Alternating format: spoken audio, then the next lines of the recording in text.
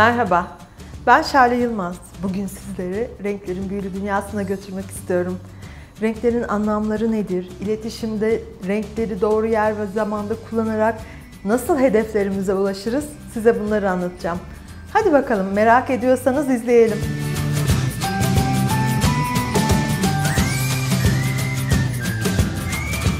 Renklerin ışıltılı dünyası bize bazı duyguları çağrıştırır. Bunun farkında olalım ya da olmayalım, biz bu duyguları hissederiz. Kültürden kültüre ya da kişisel farklılıklarla bazı şeyler değişse de temel semboller aynı şekilde kalıyor. Markalar, ürünler bunu çok iyi kullanıyor. Logolarında, paket hazırlarken bunları çok iyi kullanıyorlar. Şimdi bir bakalım günlük hayatımızda hangi renkler bize hangi anlamları yüklüyor? Hangi ortamlara ne tonları, ne renkleri giyersek neler elde ederiz? Öncelikle şu soruları kendinize sormanızı istiyorum. Ben nasıl biriyim? Ben dışarıdan nasıl görünüyorum? İş hayatında ya da sosyal hayatta hedeflerim neler? Önce bu soruların cevabını verin, ondan sonra başlayalım. Temel olarak renkleri 4 gruba ayırmak istiyorum. Bu size kolaylık sağlayacak. Birinci grup zamansız ve şık renkler. Bunlar dolabınızda olması gereken, iş ortamında, sosyal ortamlarda, gecelerde kullanmanız gereken renkler. Ana renkler, temel renkler ve asil renkler. Öncelikle siyahtan başlayalım. Biliyorsunuz siyah hepimiz için temel bir renk, yani önemli bir renk. Dolabımızda çok kullandığımız bir renk olduğunu düşünüyorum. Siyahın ne anlamları var? Siyah otoriteyi gösteriyor. Aslında bir asalet ve şıklık sembolü. Aynı zamanda biraz mesafe koyuyor aramıza. Siyah giyen insanlardan iletişimde biraz uzak duruyoruz aslında. Ama onların şık olduğunu, sade olduğunu ve zarif olduğunu da düşünüyoruz. Gelelim ikinci önemli rengimize, beyaz. Beyaz da aynı zamanda şıklık sembolü. Sadelik, zarafet, güzellik, pek çok şeyi ifade ediyor. Ama beyazın da soğuk olduğu alanlar var. Yine çok sıcak bir renk değil iletişimde. Gri ve laciverte geldik. Bunlar iş hayatında çok temel renkler. Özellikle lacivert iş görüşmelerinde, sunumlarda çok tercih edilen renk. Aslında o da otoriteyi sembolize ediyor ama çok fazla mesafe koymuyor. Ben konuyu biliyorum, otoriteyim ama aynı zamanda da iletişimde siyah kadar uzak değilim demek. Gri çok önemli bir renk. Hem spor kıyafetlerde tercih edebileceğiniz hem klasik giyimde tercih edebileceğiniz çok önemli ve keyifli bir renk aslında. Geldik kahverengiye. Kahverengi pek çok alanda aslında çok böyle iş hayatında kullanılması gereken bir renk olduğunu düşünmüyorum. Neden? Aslında bu önemli temel renklerden olmakla birlikte bazı sektörlerde, özellikle bankacılık sektöründe çok güven oluşturmayan bir renk. Biraz sizdenim anlamı taşıyor, biraz yakınlık hissettiriyor ama çok fazla da iş hayatında güven vermeyen bir renk. Bu nedenle kahverengiyi seçerken biraz daha dikkatli olmanızı tavsiye edeceğim size. Şimdi bu zamansız renkleri, asil renkleri tamamladık. Bundan sonra bakacağımız sportif renkler. Sportif renkler hangileri ve anlamları neler? Maviler, yeşiller, yeşilin ama böyle daha canlı tonları. Onun dışında daha sarılar, turuncular. Daha enerji veren, daha çok sosyal ortamlarda, spor yaptığınız ortamlarda, hafta sonlarında, arkadaşlarınızla buluştuğunuz ortamlarda tercih edebileceğiniz renk tonları. Bunlar size canlılık katıyor, enerji katıyor. Mavi örneğin daha böyle güvenilir bir renk. Özellikle erkeklerin çok sevdiği bir renk.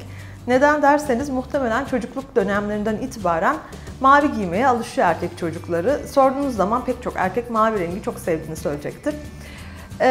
Yeşil yine huzurun, enerjinin, dengenin rengi. İnsanları rahatlatan bir renk. Sarı enerjinin rengi, dostluk, arkadaşlık rengi. Turuncu daha çok moda ile ilgili bir renk, modern bir renk. Herkesin taşıması zor olan bir renk. Ama bunlar temel olarak daha sportif renkler. Bizi daha eğlendiren, daha neşelendiren renkler. Üçüncü gruba geldiğimiz zaman mesaj veren renkleri görüyoruz. Bunlar arasında en önemlisi pembe, kırmızı ve mor. Daha feminen renkler aslında. Örneğin pembe, naifliği, huzuru, daha kadınsılığı çağrıştıran bir renk. Kadınların örneğin erkek arkadaşınızla buluştuğunuz ya da eşinizle yemeğe çıktığınız zamanlarda daha çok kullanacağınız, daha çok yakıştırabileceğiniz bir renk olduğunu düşünüyorum. O yüzden pembe hoş bir renk, özel bir renk. Kırmızıya gelince kırmızı biraz daha farklı bir renk. Aslında enerjiyi, tutkuyu, hareketi çağrıştırıyor ama bir yandan da daha iddialı, daha zor bir renk. O yüzden de kırmızıyı kullandığınız ortamları çok iyi seçmenizi tavsiye edeceğim. Çünkü kırmızı bazı insanlarda böyle bir rahatsızlık hissi de uyandırabilir ama bazı ortamlarda çok şık da durabilir. Kırmızıyı biraz daha düşünerek seçmeniz daha iyi olur diye tavsiye ediyorum. Morlar yine kadınsı renkler aslında. Bunların bir takım mistik anlamları da var morun. Daha lüksü çağrıştıran bir renk, daha yine feminen bir renk, hoş bir renk. Bunu da yine kıyafetlerinizde özel zamanlarda tercih edebilirsiniz. Dördüncü gruba geldik. Bunlar pastel tonlar. Pastel tonlar ne hissettiriyor size? Bir düşünün bakalım. Pastel tonlar aslında iletişimde sizi daha açık gösteriyor. Yani daha ulaşılabilir gösteriyor. Bunlar neler? Açık maviler, açık yeşiller, leylak tonları, somon, kayısı renkleri. Bunlar size iletişimde daha ulaşılabilir, daha yakın izlenim uyandırıyor. Bir gözünüzde canlandırın. Bu tonları giymiş insanlar sizde nasıl bir intiba uyandırıyor mesela? Onlarla daha çok arkadaş olabilirsiniz, daha hoş sohbet edebilirsiniz, daha yakın izlenim hissedebilirsiniz. Bu yüzden bunlar daha çok bu tarz ortamlarda tercih edilmesi gereken renkler.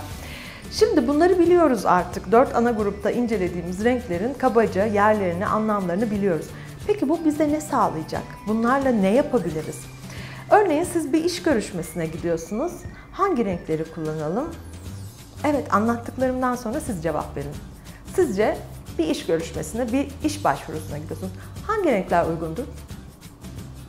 Ben size laciverti tavsiye ederim. Daha yani iş konusunda yeterliyim anlamı taşır.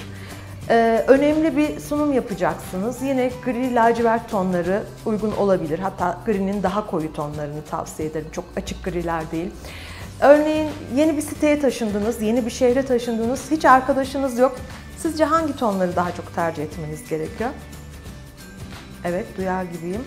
Sanıyorum pastel tonlar dediniz. Doğru cevap. Peki, önemli bir iş görüşmesindesiniz. Yani böyle büyük bir firmanın danışmanlığını alacaksınız.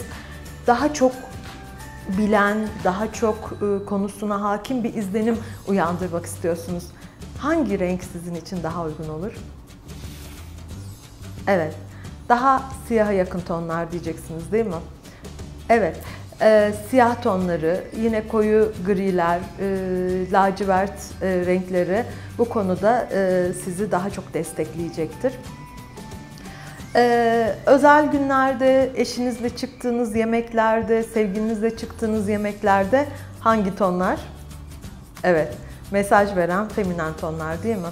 Pembeler, morlar, daha yumuşak tonlar daha güzel bir izlenim oluşturmanızı sağlayacaktır. Bu tavsiyeler üzerinde sorularınız varsa cevaplamaktan memnuniyet duyacağım.